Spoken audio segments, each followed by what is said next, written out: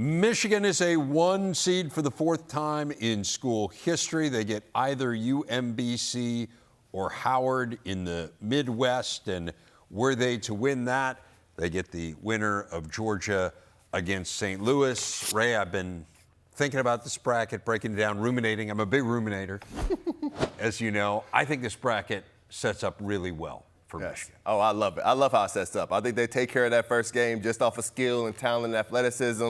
And then I think you get to UGA. St. Louis is a good team, but to me, St. Louis, they're just too slow, too small, not athletic enough. UGA is a team that wants to get up and down. They want to score 90 to 100 points. But Michigan, that defense is the best defense that we have ever seen at this level. So I think they get to the Sweet 16. They get to Alabama or even maybe Texas Tech. But you look at both of those teams, very similar. You look at Alabama with no Aiden Holloway. You're looking at LeBaron Feiline, one of the better guards in the country. With Texas Tech, you got Christian Anderson. Again, with the Damar, Morez Johnson, and those guys back there, that defense is stout. You get to Iowa State in the Elite Eight, it lines up perfectly because then you're looking at Joshua Jefferson, one of the better bigs in all of college basketball. But you look at Michigan, the best front court defense in all of college basketball, 3 different bodies to put on Joshua. I like Michigan getting to the Final Four. I've watched a lot of Iowa State this year. I think they're really good. I mean, I think, again, they're the 2 seed, so this isn't some great revelation. But that would be a very challenging game. Jefferson's a phenomenal player. Momcilovic, a great outside shooter. We'll see. But, again, I think it plays out really well for Michigan. I'm with you there.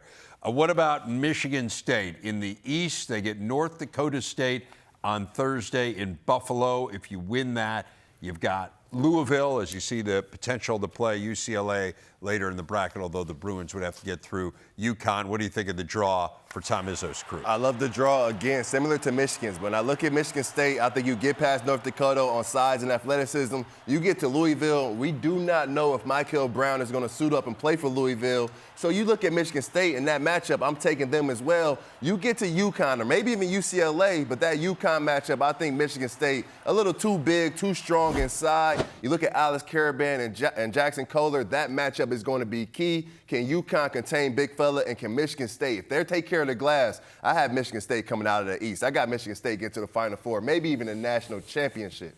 East is really loaded. It's a tough bracket, but you got a Duke team that's banged up, so I certainly think that helps. Like UConn's confidence maybe shaken a little bit based on what we saw in the Big East, so not unreasonable at all to think that Michigan State could get through there as the 3 seed. What about UCLA playing very well? UCF, I just think in terms of a power conference school that got in, they're playing about as poorly as anybody right now, and you got UCLA playing well, so can you win and then take your shot at UConn? Yeah, you give me a healthy Donovan Dent, you give me a healthy Tyler Bilodeau, and you look at UCLA as one of the more talented teams in this bracket. I don't care what their seed is. So you get UCLA and you allow them to play free and play them open court and allow Donovan Dent to get out in transition. I like them in that game against UCF because they have too many ways they can beat you on the offensive end. And then UConn, that's the game. If you look at UCLA, if they're able to spread UConn's defense out, if you get Terrace Reed at the top of that key with Tyler Bilodeau in the ball screen with Donovan Dent,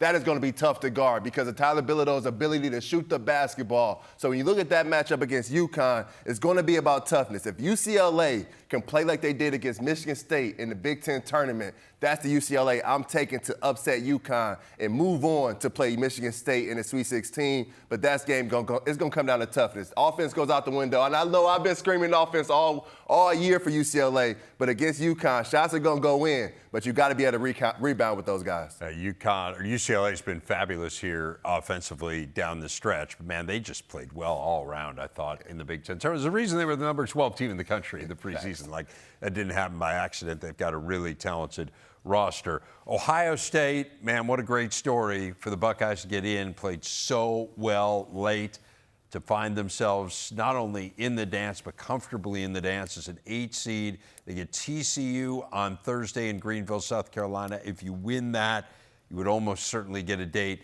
with Duke. Just thrilled to see Bruce Thornton in this tournament. What will it take to get a win against Jamie Dixon and TCU? I mean, TCU is extremely tough on the defensive end, but I look at Ohio State, In March, you need a star. In March, you need great guard play. In Ohio State, they have both. Bruce Thornton is a guy that can win you a game on his own. You look at TCU, they're going to load up towards him. Brock Harding is a great defender, but I'm taking Bruce. And John Mobley is a guy that can knock down shots. And you look at Devin Royal, a Swiss Army knife. But then when I look at the bracket in entirety, look at each 8 and 9 games. If there's any 8 or 9 seed that can upset a 1 seed, it's Ohio State because of their talent and because of their size and athleticism. When you match up with Duke, it's all about matching up athletically. And when you look at Devin Royal, Isaiah Evans, that's a great matchup there when you look at terms of athleticism. And then when it comes to Cameron Boozer inside, you have 2 big bodies from him in Christoph Tilley and Amiri Bynum that can kind of contain him a little bit. You want his point total to match his shot total. But then you look at Duke right now with no Caleb Foster. We're talking about Michigan, no LJ Kaysen.